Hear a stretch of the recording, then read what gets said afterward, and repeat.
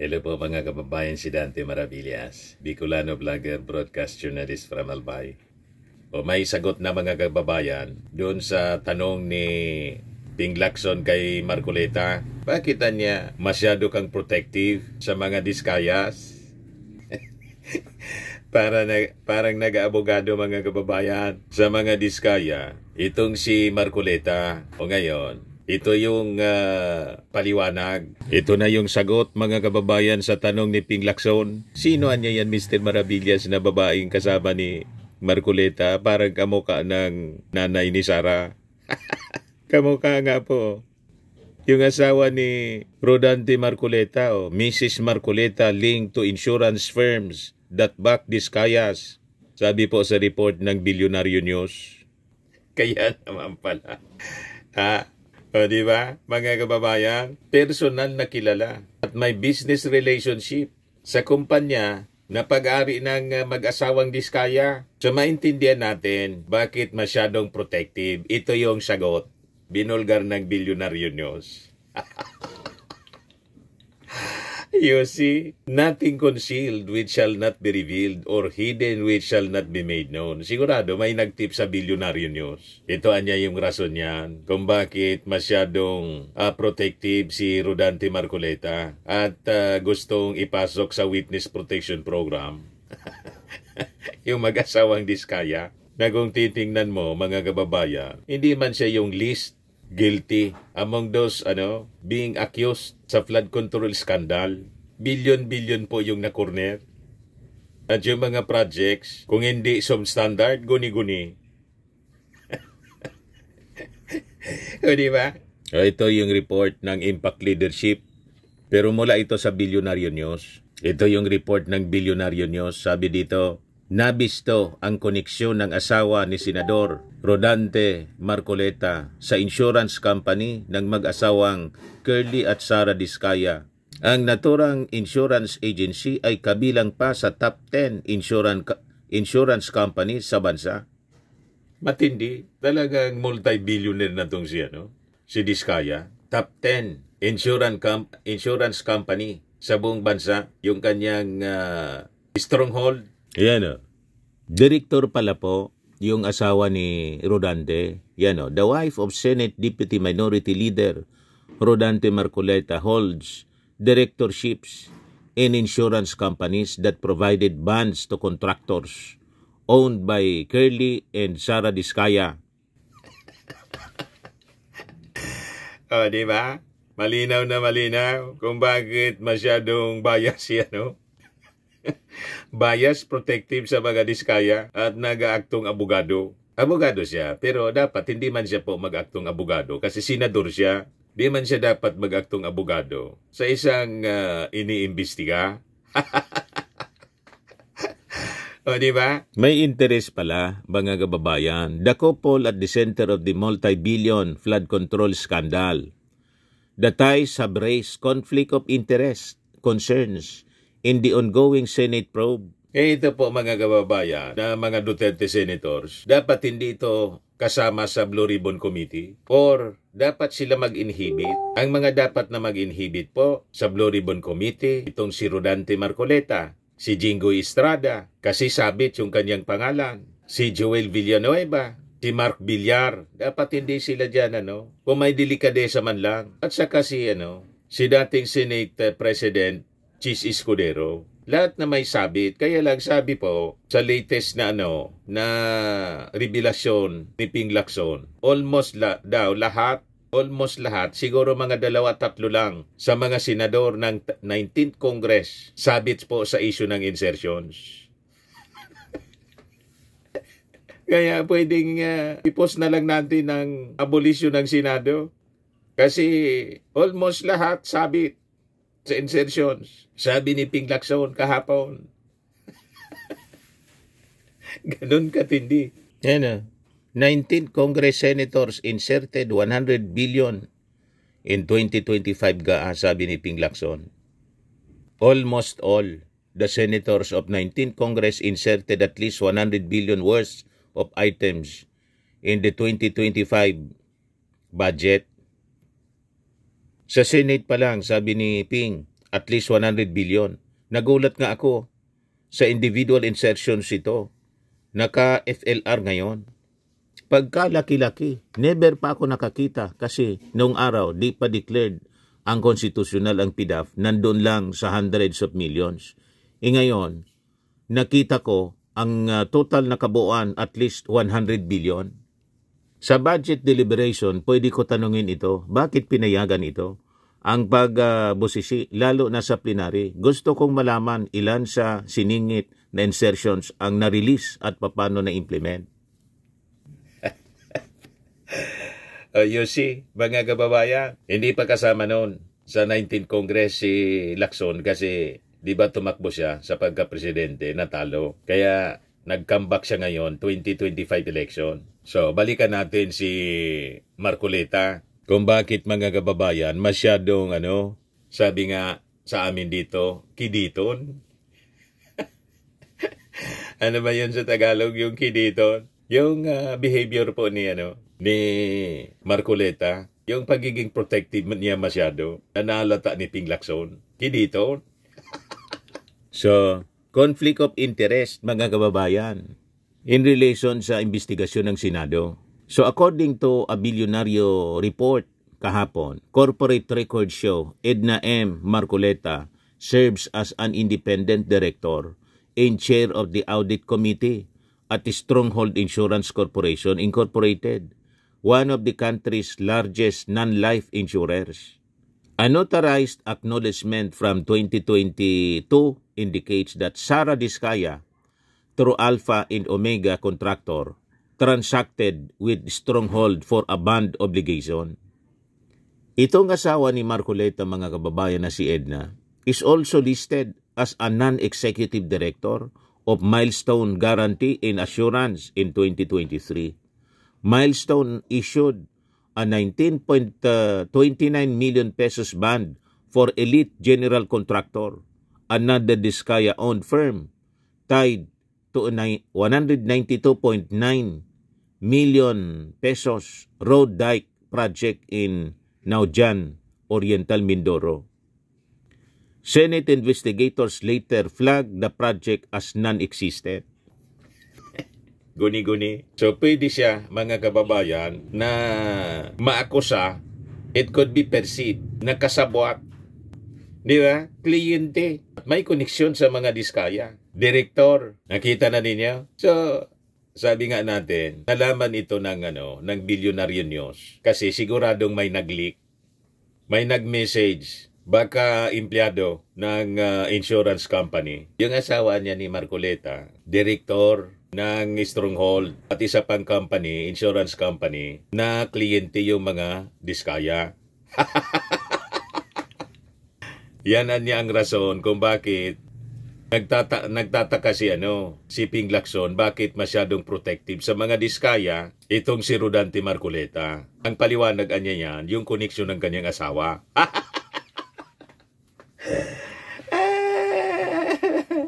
Sabi ko sa inyo, hindi magkakamali ang Bible, nothing concealed which shall not be revealed or hidden which shall not be made known. Kahit anong tatago ninyo, o tingnan ninyo si Villanueva, si Joel Villanueva, pag simula pa lang, mga kababayan ng investigasyon ng Senate Blue Ribbon Committee, nagpunsyo Pilato agad, daldal ng daldal, pinapalabas, malinis siya. Ayun, sumabog mga kababayan sa pagbumuka niya, yung mga anomalya sa Bulacan. Dinawit siya ni Bryce Hernandez.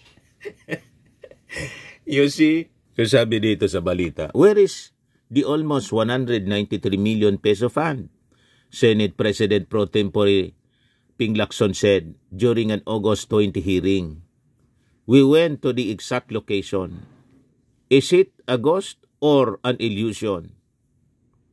So, the revelation put Marcoleta, who has been pushing for the Diskaya's inclusion in the Witness Protection Program, in a potentially compromised position.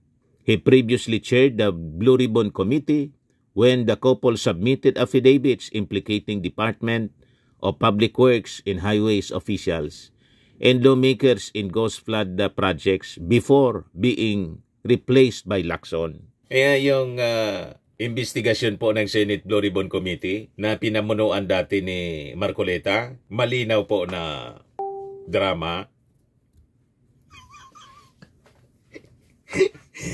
Ano ba? Ang intensyon mga kababayan kasi alam niya, sabit yung mga diskaya.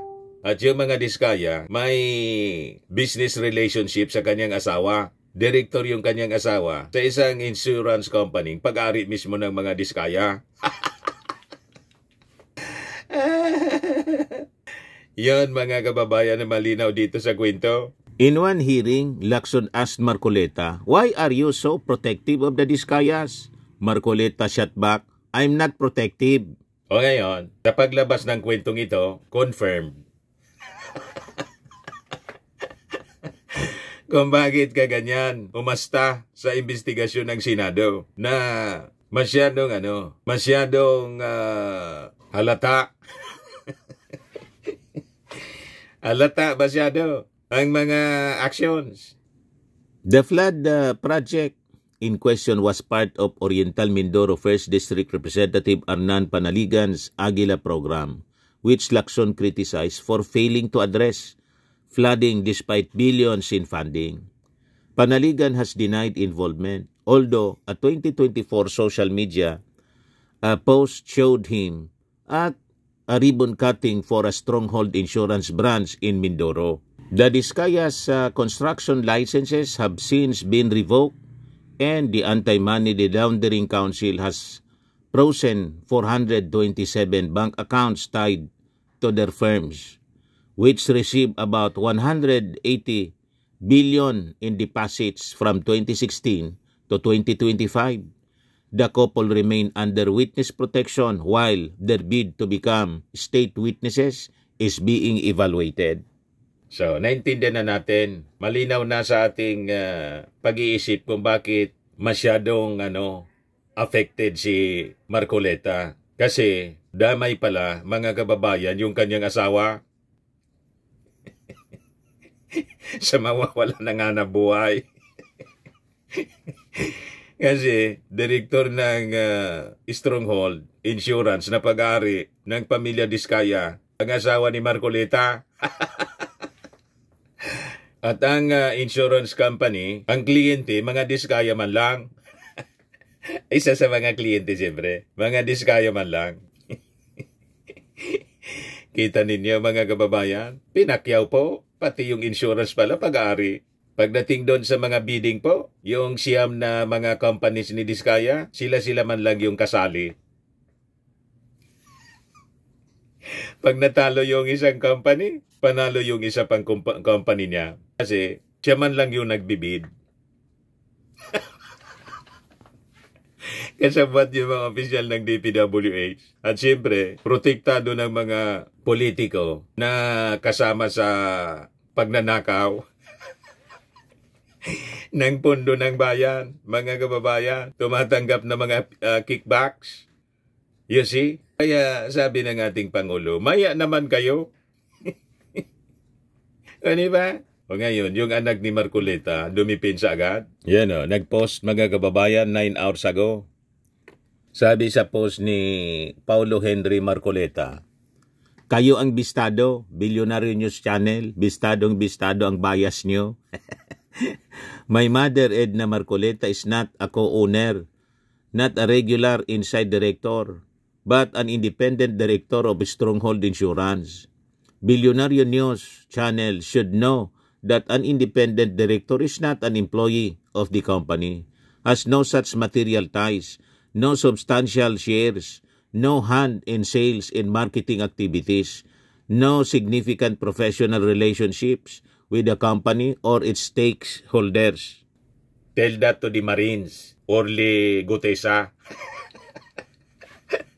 Marine daw yun si Orly Gutesa na nabuking mga kababayan na yung affidavit niya, ang notary, fake.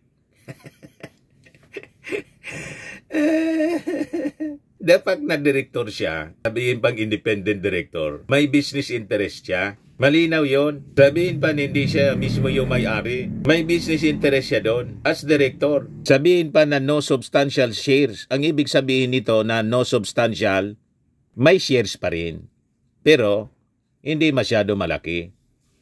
No hand in sales and marketing activities. Maniwala man. Anong pakinabang na si Director? Lalo sa mga insurance companies, ang mga payments dyan by commissions.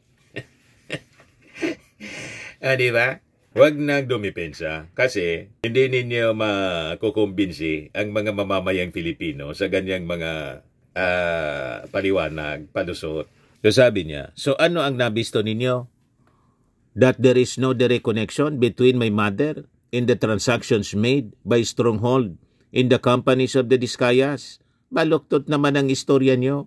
Ang dami nyo na naman. Malilin lang nito kung hindi sila magsusuring mabuti. Ganito na po ba? Ganito na po kababa ang standard ng journalism ng ating bansa? Hindi naman natin masisisi yung anak. Siyempre, normal yon. Magiging defensive and protective sa kanyang nanay. Sabi nga, kung may kasabihan na walang masamang anak sa nagmamahal na magulang, wala ding masamang magulang sa nagmamahal na anak. Parehas din yun. So ito yung mga reactions ng mga tao, mga netizen. Sabi ni Boboy Toralio, so protective pala of the contract with wife's company. Sabi ni Chi Miller, an independent director is one who sits on a company's board. They help make important decisions and guide the company's direction. It is not employed by the company. They are not a full-time employee, but rather an outside expert who brings objectivity and fresh perspectives. Makes decision in the company's best interest. They are expected to be impartial and prioritize the company's well-being over personal interest. Think of them as outside advisors who help steer the company in the right direction. So, malinaw na may interest siya. Kasi pag hindi naging maayos yung company, apektado siyempre yung kanyang kita din bilang independent director. So, justified yung pagiging protective ni Marcoleta sa mga Diskaya kasi nga may business interest yung kanyang asawa sa mga Diskaya. Di ba pa? So hindi na tayo magtataka kung bakit ganon ang behavior ni Rodante. Kaya ang pwede niyang gawin, mag-inhibit siya dito sa investigasyon po ng Senate Blue Ribbon Committee. Huwag na siyang sasali dyan kung may delikadesa pa siya. Di ba po? Kasi conflict of interest. Sabi ni Mary Rose Balena, lumabas din ang baho. Overprotective sa mga kurakot. Yun pala may tinatagong baho. Sabi ni Chelly Aguilion. Di ba kaya tama lang na imbestigahan si Marcoleta dahil imbes na magalit sa mga kawatan, mas naghahanap ng paraan para iabsuelto ang mga ito. Gustong ipasok sa ipasok agad-agad sa Witness Protection Program na walang restitution. Ibalik man lang yung mga sabi ninakaw na pera ng bayan. Di ba? Pero freeze na po yung mga bank accounts ni Diskaya. 400 plus, 425 yata yun yung sinabi. 427 pala. 427 bank accounts. Kamukha ng nanay ni nanay ni Sara. Sabi ni Colonel Olivas Corpos, the claim oversimplifies what it means by an independent director. While the law, example SEC, Code of Corporate Governance in the Philippines, defines independent directors as those without material business, financial or personal relationships that impair independence, it does not automatically guarantee neutrality in practice. Several points of caution. 1. Appointment influence.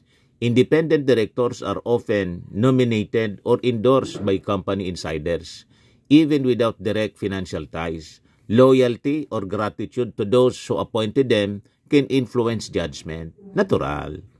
Number 2, personal and political connections.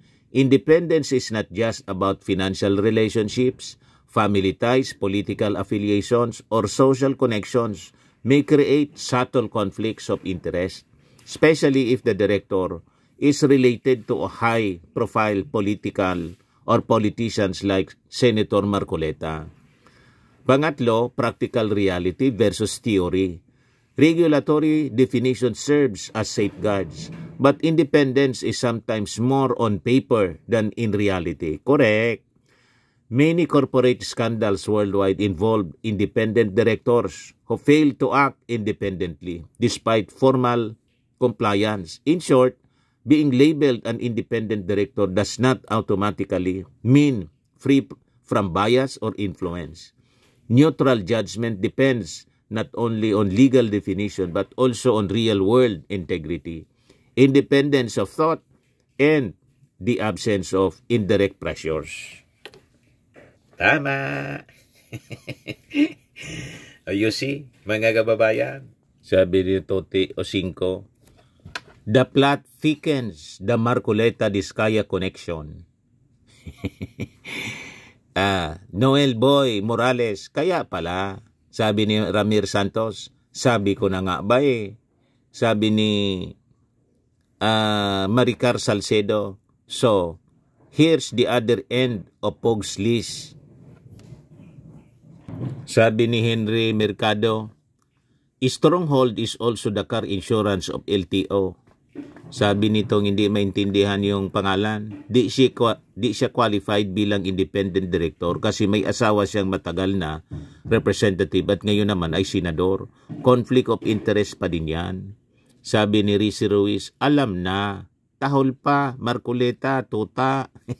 Sabi ni Miss Ramos, dami na nilang main character. Daing tagong hilom na daing mabubulgar. Wala daw na nakatago na hindi malalantad. Ito na po ngayon, sumabog na. Sa mga naghanap ng malinis and spacious fitness gym, pumunta lang po kayo sa aming Colossal Fitness Gym. We also offer Grab Car Rental with our brand new 2023 model ng Toyota Innova. We also accept booking for those who are planning to travel via PAL, Cebu Pacific, and other airline companies, local and international, and bills payment for Meralco Bills, PLDT, Aleco Bills, etc. Ang Colossal Fitness Gym is located at 3rd floor Security Bank Building, Landco Business Park, Legazpi City, Albay. For inquiries, look for Chilon Maravillas. Contact number 0966-802-0949. Yan yung aming Innova. Lagi na pong matao sa amin. Pati mga foreigners po, tingnan ninyo. Mga British tourists sila. Ang lalaki ng katawan na, mga kababayan, nag-gym sa amin. Ito naman po, Indian National. Ito mga mga European sila. Ito naman yung bago naming product na binibenta online, Eye Glow Serum. Whitening po siya galing sa South Korea. Tingnan ninyo yung epekto sa aking anak na architect entrepreneur, Riz Maravillas. For inquiries, look for Riz Maravillas on FB. Ito naman po, Firmax Framing and Lifting Cream. Pinapahid po ito sa mga pulses and affected area. Mainam po ito sa mga pains at paninigas na mga kaso-kasuan. Ito po, Automax Radiant Serum. Sa mukha naman yung application. Anti-aging po siya. You will look 10 years younger than your age. Ito yung bagong packaging ng Firmax po. Mas maganda na. Ito naman po yung bagong product naming binibenta online. I Am Worldwide Amazing Pure Organic Barley Powder Drink Mix from Australia. Mainam po ito sa mga cancer patients at para makaiwas po kayo sa sakit na cancer. For prevention po. Endorsed by cancer survivor Maritone Fernandez. Yan pa yung ibang mga celebrity endorsers. For your inquiries and orders, mag-message na lang po kayo sa amin or sa aking anak na architect entrepreneur Riz Maravillas. Lalo sa mga gustong mag-negosyo nito. Sa mga mahilig naman po sa mga imported bags and wallets, dumiretso na lang kayo kay Ma'am Eileen Rosales sa Eileen Closet. Nakabase siya po sa Amerika. Yan ang kanyang online selling. Yan mga bags, ang gaganda. Lahat yan na original.